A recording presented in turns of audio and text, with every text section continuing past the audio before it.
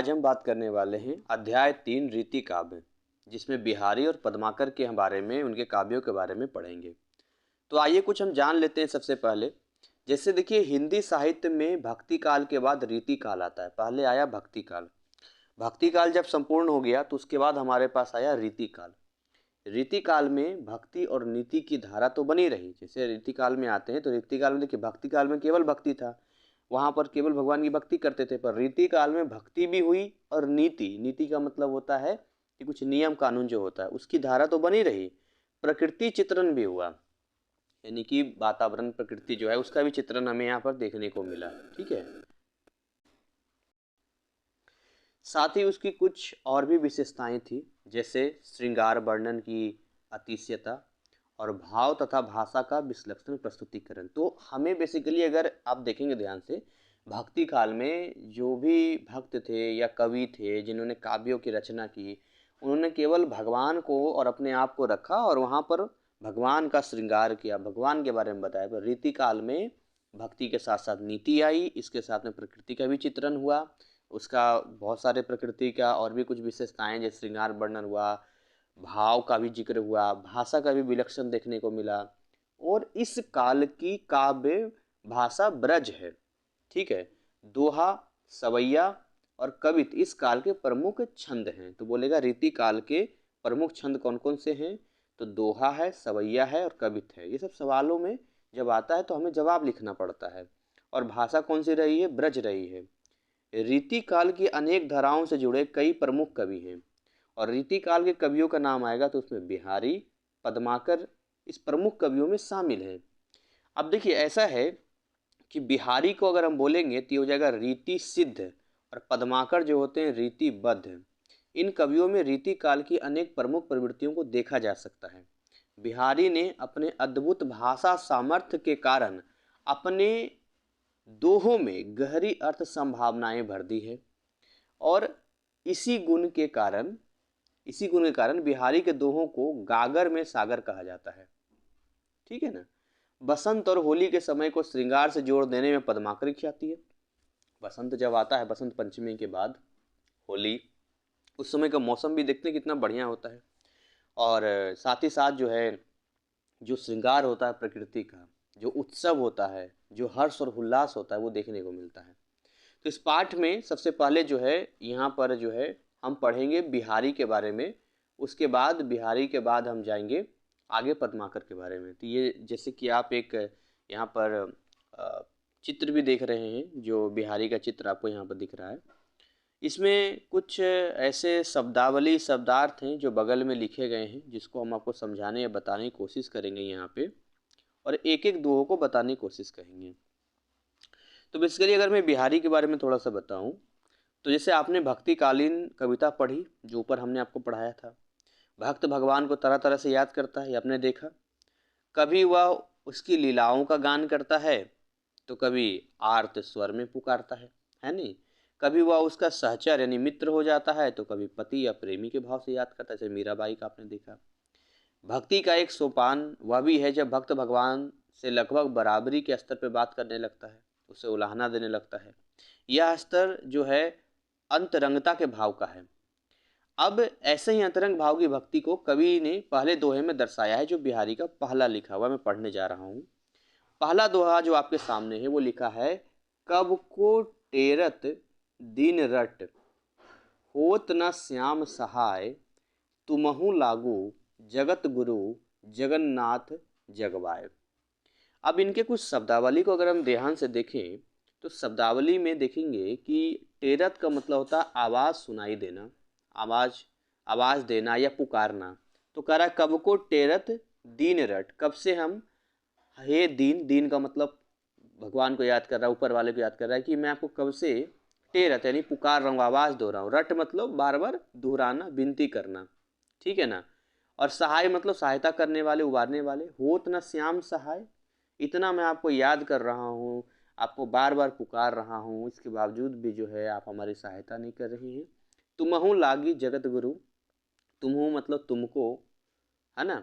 लागी जगत गुरु, जगन्नाथ जगवाय, जगन्नाथ मतलब जगत के नाथ भगवान, और जगवाय मतलब जग की बाय, दुनिया की हवा। तो इसका मतलब अगर मैं आपको बताऊं तो प्रस्तुत दोहा जो है ऐसे लिखना पड़ेगा, प्रस्तुत दोहा रीति काल के प्रतिनिधि कवि बिहारी के सुप्रसिद्ध काव्य ग्रंथि बिहारी सतसई से लिया गया है। मेरी लाइन आप नोट कर लें जो मैं बोल रहा हूँ। जब आप इसका लिखेंगे, व्याख्या करेंगे, तो ये लाइन जरूर आप लिखेंगे कि प्रस्तुत दोहा रीति काल के प्रतिनिधि कवि, रीति काल में हो गया, कवि कौन से हो गए, बिहारी, और उनका जो काव्य ग्रंथ है बिहारी सतसई से लिया गया। बात खत्म। अब इसकी व्याख्या हम कर लेते हैं। व्याख्या कहते हैं, कवि कहता है कि मैं कब से तुम्हें दीन स्वर में पुकार रहा हूँ, अर्थात कितने लंबे समय से अपने दुखों का निवारण करने के लिए तुम्हारा स्मरण कर रहा हूँ, पर हे श्री कृष्ण तुम मेरी सहायता नहीं करते, मेरे दुखों को दूर नहीं करते। हे सारी दुनिया के गुरु, लिखा था ना, हे सारी दुनिया के गुरु, जगत गुरु, ठीक है, हे जगत के स्वामी, लगता है कि तुम्हें भी इस संसार की हवा लग गई है। जगन्नाथ जगवाए, तुम्हें भी संसार की हवा लग गई है। जैसे इस दुनिया में सब लोग अपने आप में मस्त रहते हैं, कोई किसी के दुख में हाथ नहीं बटाता और अपनी प्रशंसा और प्रभुता का आनंद लेता रहता है, तुम ऐसा ऐसा ही तुम भी कर रहे हो। तो मतलब ये भगवान को एक तरह से करेंगे, जैसे बाकी लोग अपने अपने काम में बिजी हो गए, हम तुम्हें याद कर रहे हैं, तो तुम भी लगता तुम्हें ये जो है हवा लग गई है दुनिया की, और तुम हमें, मतलब हम आपको इतना पुकार रहे हैं लेकिन आप सुन ही नहीं रहे हो। तो ये देखिए, आप देखेंगे थोड़ा सा इजी हो गया। जो चैप्टर अध्याय 2 था वो बड़ा हार्ड था, क्योंकि भक्ति काव्य बहुत हार्ड था, लेकिन जैसे ही रीति काल में आते हैं, भक्ति काल के बाद थोड़ा सा इजी हो जाता है समझना, लिखना, करना।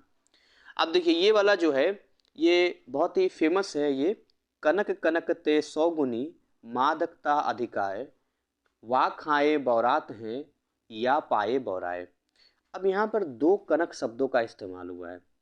एक कनक का मतलब होता है सोना, और एक कनक का मतलब होता है धतुरा। सोना मतलब गोल्ड, प्रॉपर्टी, धन। धतुरा एक फल होता है, जैसे भगवान शिव को भी चढ़ाया जाता है। वो मतलब उससे क्या होता है, एक मादक फल है, मतलब उससे नशा चढ़ जाता है।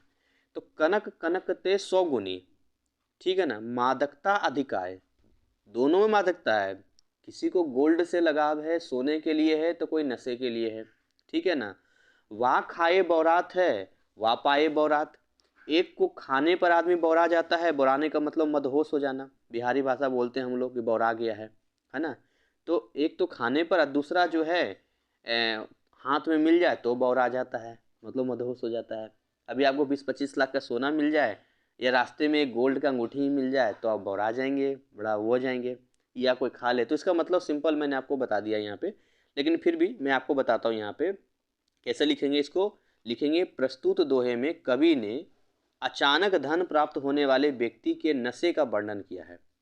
अब कवि का कहना है कि यह नशा मादक पदार्थों के सेवन से होने वाले नशे से 100 गुना ज़्यादा बुरा है।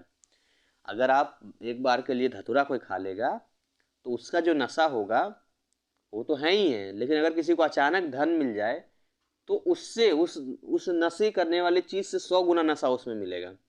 देखते नहीं, आदमी के पास कुछ नहीं होता, अचानक मिल जाता है तो कैसे करने लग जाता है, ठीक है। तो इस दोहे में कनक शब्द पर ध्यान दीजिए, जिसका प्रयोग 2 बार किया गया है, जैसा कि आप देख रहे हैं। आप जानते हैं कनक का अर्थ क्या होता है, सोना। पहले सोना शब्द का प्रयोग मात्र एक धातु के लिए ही नहीं किया जाता था, बल्कि सोना के सिक्के वगैरह होते थे ना, तो वह धन दौलत के पर्याय के रूप में भी होता था। आप यह भी जानते होंगे कि पुराने समय में सोने की मुद्रा का चलन था। आगे चलकर अन्य प्रकार, सब कागज का आ गया है ना, तो इसको धन संपत्ति का महत्व दिया जाने लगा। सोने के अलावा एक और शब्द जो कनक दिया गया उसका है धतुरा। धतुरा एक प्रकार का फल है जिसे खाने से नशा होता है, ठीक है। दोहे में आए एक और बात, बौरात या बौराए, ठीक है ना। एक यहाँ पर लिखा है, यहाँ पर लिखा हुआ है बौरात, और ये लिखा हुआ है बौराए, तो दोनों में फर्क होता है, बौरात और बौराई में। तो लिखा है यहाँ पर कि बौराना का अर्थ है मस्तिष्क की, ब्रेन की वह सिचुएशन, वह अवस्था जिसमें आदमी बहकी बहकी बातें करता है। देखते नशा वाला व्यक्ति कैसे बातें करता है, यानी उसका व्यवहार सामान्य नहीं रहता। अब नशे की तरंग में उसकी सहजता नष्ट हो जाती है और सोचने विचारने की शक्ति समाप्त हो जाती है। इसी को मदहोश या मदमस्त होना भी कहते हैं। सामान्य व्यवहार में बौराना शब्द का प्रयोग पगलाना या पागल होने के अर्थ में भी किया जाता है। पगला गया एकदम से, ऐसे बोलते हैं ना हम लोग, ठीक है ना। तो प्रस्तुत दोहे में कवि का क्या मानना है? कवि का कहना है कि सोने में धतूरे से 100 गुना अधिक नशा होता है। जिसको गोल्ड से एक बार लगाव हो जाए तो वो लगाव एक नशे के पदार्थ से भी 100 गुना ज़्यादा होता है। उसको हर जगह सोना ही सोना दिखाई देगा और उस सोने के लिए वो कुछ भी कर देगा, है कि नहीं? जनरली देखते हैं घर में कैसे वाइफ लोग होती है, हस्बैंड के एकदम जीना मुश्किल कर देती है अगर एनिवर्सरी आ जाए या कुछ ऐसा आ जाए कुछ भी, तो कि भाई हमें सोना ही चाहिए, सोना ही चाहिए। तो ऐसा तो नशा करने वाला व्यक्ति भी नहीं करता जितना रोज पागलपंती वाइफ लोग करती है। तो इसलिए कवि का यही कहना है कि उस नशे से भी ज़्यादा है। तो नॉर्मल एग्जांपल आपको दे रहे हैं, क्योंकि धतूरे के तो खाने से आदमी मदहोश होता है, जबकि सोना मिल जाने पर उसकी स्थिति इससे भी बुरी हो जाती है। या मान के चलिए सोना अचानक से मिल जाए तो और मदहोश हो जाएगा, उसे समझ नहीं आएगा। देखते कौन बनाया करोड़पति में अचानक से 5 करोड़ कोई जीत जाए तो कैसा लगेगा उसको। धन की मादकता इसलिए अधिक है कि उसका प्राप्त होना ही सिर चढ़ के बोलने लगता है। कई लोगों को देखते हैं घमंड चढ़ जाता है, कई लोगों की बातें ही थोड़ी सी सुर बदल जाते हैं। तो जबकि मादक द्रव्य तो सेवन करने पर ही होता है, थोड़े समय के लिए होता है, आदमी का सिर घूमता है फिर ठीक हो जाता है। लेकिन धन का नशा तो बड़े लंबे समय तक रहेगा, बड़ा खतरनाक होता है। तो मादक पदार्थों का नशा उन्हें सेवन करने के कुछ समय बाद उतर जाता है, लेकिन जो धन का नशा होता है जीवन की अन्य गतिविधियों पर चढ़ा रहता है और समय समय पर दिखाई देता रहता है। तो मुझे लगता है कि ये वाला आपका क्लियर हो गया होगा जो मैंने आपको बताया है। ठीक है, एक और तीसरा है, इसको हम देखते हैं। ठीक है, कैसे जाता है यहाँ पे, 2-3 जो भी गया है यहाँ पे। तो अब आगे जो यहाँ पर तीसरा है, यहाँ पे बड़ा अच्छा बड़ा बढ़िया चीज़ लिखा है इन्होंने, इसको समझते हैं। इन्होंने कहा है, बतरस लालच लाल की मुरली धरी लुकाए, सौह करे भौनु हंसे दैन कहे नटी जाए। अब यहाँ पर कुछ मतलब हम समझते हैं। इन मतलबों में थोड़ा सा नीचे आएंगे तो बतरस का मतलब होता है बात सुनने या करने का आनंद। ठीक है, लाल का मतलब ललन, नायक, लालच तो जानते ही हैं। तो बतरस लालच लाल की, ठीक है ना, जो कृष्ण है, नायक कृष्ण को यहाँ बोला गया है। तो जो कृष्ण की बातें सुनने का लालच है, जो आनंद है, कृष्ण की बातें सुनने में जो आनंद मिलता है, मतलब कई मोटा मोटी अर्थ निकाल रहे ताकि आप भी इसको कर पाएं। मुरली धरी लुकाए, मुरली मतलब बांसुरी, ठीक है, धरी मतलब रख दी छिपा कर। ठीक है, सौ कहे भौनु हंसे दैन कहे नटी जाए। तो सौ कहे मतलब सौगंध लेती है, भौ मतलब भावों में, और देन कहे मतलब देने के लिए कहना, नटी जाए मतलब मुकर जाती है। अब इन सब का मतलब आपको समझाने की कोशिश करते हैं। यहाँ कृष्ण और राधा के प्रेम का सुंदर निरूपण किया गया है। किनके बीच में? याद रखिएगा, कृष्ण और राधा के प्रेम का किया गया है। कहता गोपियों को कृष्ण से बात करना अच्छा लगता है। कोई एक उनकी बांसुरी को छिपा देती है, कृष्ण उसे कसम देते हैं तो वह भावों से मुस्कुराती है ना, भाव मतलब आईब्रो। ठीक है, वापस देने की बात कहकर फिर मुकर जाती है। तो स्पष्ट है कि कोई गोपी अपने आप को कृष्ण से बात करने के लोभ को रोक नहीं पाती, वो कृष्ण से बात करना चाहती है। कृष्ण उससे बात करें उसके लिए उसकी बांसुरी कहीं छिपा देती है। कृष्ण दोबारा बांसुरी मांगने पर भावों से हंसती है। वह बांसुरी वापस नहीं करती, क्योंकि जितनी देर बांसुरी उसके पास रहेगी उतनी देर में उससे बातें करने के लिए विवश होंगे, कृष्ण उनसे बात करेंगे। और यही लालच है गोपियों का। आप बिहारी के 2 दोहों की व्याख्या ऊपर पढ़ चुके हैं। यह दोहा सरल भाषा में सरल भाव का संकेत है। ठीक है ना, तो संकेत आपको मिल ही गए तो फिर क्या देर, उठाइए कागज कलम, लिखिए इसकी व्याख्या।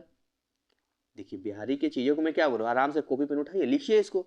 जितना खुद से इसको एक्सप्लेन करेंगे उतना बढ़िया रहेगा। चौथे दोहे पे आते हैं, यहाँ पर फोर्थ वाले पे। फोर्थ वाला क्या कहता है यहाँ पे, देखिए कितना, 4 ही है ना इसमें, हाँ ठीक है 4। तो यहाँ पे इसको थोड़ा बड़ा कर देते हैं। कहलाने एकत बसत अहि मयूर मृग बाघ, जपत तपोवन 100 कियो दिरघ दाग निदाग। कहलाने एकत बसत, मतलब कहने का मतलब है, कहलाने का मतलब गर्मी से बेचैन होकर, है ना, एक साथ रहते हैं। भाई गर्मी तो सबको लगेगी। अही मतलब चाहे सांप हो, मयूर मतलब चाहे मोर हो, मृग मतलब हिरन, और बाघ मतलब शेर।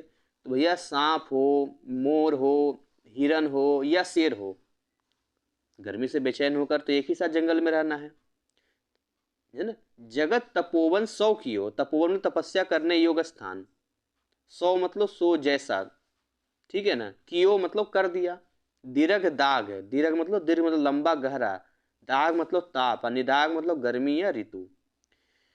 तो इसका मतलब हम आपको समझाते हैं, ये बहुत ही अच्छी चीज कही गई है कि अब जरा बिहारी के प्रकृति चित्रण वाले दोहे को शब्दार्थ सहित पढ़िए। जरा गौर कीजिए कहलाने शब्द पे। कहलाने शब्द का अर्थ है कहलाने भर के लिए नहीं है, यहाँ कहलाने का अर्थ है व्याकुल होकर। कहलाना जो होता है क्रिया शब्द का ब्रज भाषा में इसी अर्थ में उपयोग होता है, मतलब जिसको हम बोलते हैं व्याकुल होना, व्याकुल मतलब बेचैन होना। तपोवन की विशेषता क्या होती है जानते हैं? आपने अक्सर सुना होगा तपोवन के बारे में। तपोवन, तपोवन मतलब जहाँ गर्मी बहुत ज्यादा होती है, तप है ना, गर्मी। पढ़ा ही होगा ऋषियों मुनियों के संदर्भ में इस शब्द को। जी हाँ, वही होता था तपोवन जहाँ ये लोग तपस्या करते थे, जहाँ ऋषि लोग, और जहाँ किस्म मतलब जहाँ किसी भी किस्म की हिंसा वर्जित होती थी उसको तपोवन कहते थे। तपो का मतलब वो है गर्मी होती है, लेकिन जिस वन में ऋषि मुनि तपस्या करते थे तो उसको हम तपोवन कहते थे। और वहाँ एक तपोवन में जो भी थे, चाहे हिरन हो, मृग हो, सांप हो, सब एक साथ रहते थे, हिंसा नहीं था, ठीक है ना, हिंसा वर्जित थी। कभी कभी दुख, पीड़ा या संकट एक दूसरे के विरोधियों को भी एक कर देते हैं। कई बार होता है ना कि हम आपस में लड़ रहे होते हैं पर सामने कोई चीज आती है तो हम मिल के लड़ते हैं, एक कर देते हैं, ठीक है ना। तो अर्थात जगत में तपोवन की स्थिति उत्पन्न कर देते हैं, इस दोहे में ऐसी स्थिति बनाई गई है। अब देखिए आपने पढ़ लिया होगा दाग का अर्थ, दाग का अर्थ होता है ताप, जैसे यहाँ लिखा है ना दाग, दाग मतलब ताप, ताप मतलब गर्मी, और निदाग का मतलब गर्मी, ठीक है ना। अब दीर्घ यानी दीर्घ विचार कीजिए, दीर्घ जो दीर्घ लिखा है, दीर्घ कहिए, दीर्घ कहिए या दीर्घ कहिए, ठीक, इसका मतलब होता है लंबा या विस्तृत या गहरी। अब आप इन शब्दों से उपयुक्त शब्द चुनाव कीजिए मिलते जुलते, और देखिए समझिए और इनके अर्थ को लिखिए। तो वही सारी चीजें हैं यहाँ पे कि भगवान से ये बोल रहे हैं कि जैसे तपोवन में कोई हिंसा नहीं करता है, एक साथ रहते हैं, है ना। तो जगत तपोवन सौ किए, सौ मतलब सौ नहीं है, तपोवन जैसा हमारा जीवन, हमारा जगत तपोवन जैसा बन जाए, जहाँ कोई किसी पे हिंसा ना करे, जहाँ सब मिलजुल के रहें, और ये लंबा चले ऐसा। जैसे तपोवन में आपने देखा ही मतलब सांप, मयूर मतलब मोर, मृग, हिरन, बाघ एक साथ है, वैसे हमारे इस जगत में भी भगवान ऐसा कीजिए तपोवन जैसा, जिससे कि ये जो ताप है ना, और ये जो ग्रीष्म ऋतु का ये है एक लंबा चले। तो इस तरीके से आप इसका एक्सप्लेनेशन लिख सकते हैं, व्याख्या लिख सकते हैं। बाकी आपका यहाँ से आते हैं तो कुछ सवाल है। बिहारी के दोहे में श्री कृष्ण के लिए संबोधन नहीं है, दीन, जगत गुरु, श्याम, जगन्नाथ। तो दीन शब्द नहीं इस्तेमाल किया था, बाकी ये तीनों था। कनक कनक ते सौ गुनी दोहे का संबंध है प्रकृति चित्रण से, भक्ति से, नीति से, श्रृंगार से। तो ये नीति से है, बेसिकली व्यवहार से है। कृष्ण से बातें करने का आनंद पाने के लिए गोपी क्या करती हैं? तो मुरली को छिपा देती हैं, ठीक है ना। कहलाने एकत बसत दोहे में किस ऋतु का प्रभाव किया गया? कहलाने एकत बसत, अभी आपने देखा था ना, कहलाने एकत बसत में बसंत, ग्रीष्म, ग्रीष्म ऋतु का प्रयोग किया गया, जहाँ गर्मी लगती तो सब एक साथ रहते हैं, ठीक है। उसी तरीके से ये व्याख्या आप पढ़ सकते हैं खुद भी, ठीक है। और उसके बाद यहाँ से कुछ सवाल पूछेगा, कब को टेरत दिन रट में दोहे उलाहना के कौन सा कारण व्यक्त होता है, ठीक है। ये सारा आप करना होगा, ये सारा आंसर भी पीछे दिया रहता है, खैर जो भी सारी चीज़ें हैं। तो ये आपका 3.2 तक हमने कर दिया है, ये सारी चीज़ें आप पढ़ लीजिएगा। आगे हम पद्माकर का पढ़ेंगे और पद्माकर का जो है ख़त्म कर देंगे, और जिससे हमारा ये अध्याय पूरा हो जाएगा। तो तब तक जो है आप डिस्क्रिप्शन में जाएंगे तो बहुत सारे लिंक आपको मिल जाएगा, जिसमें हमने फ्री व्हाट्सअप चैनल और टेलीग्राम चैनल दिया है। इसके अलावा जो है आप हमारा व्हाट्सअप नंबर भी देख सकते हैं, जहां अगर कोई दिक्कत होती है तो हमें व्हाट्सअप करके अपनी समस्या दूर कर सकते हैं। और हमारे साथ में एक ऐप का लिंक होगा जिसको आप डाउनलोड करके अगर आपके और भी विषय हैं, सब्जेक्ट हैं, तो उनके कोर्सेज भी ऐप में आपको मिल जाएंगे। So thank you so much, wish you all the best. इनकी व्याख्याओं को लिखने का प्रयास कीजिए और एग्जाम में अच्छे नंबर लाइए।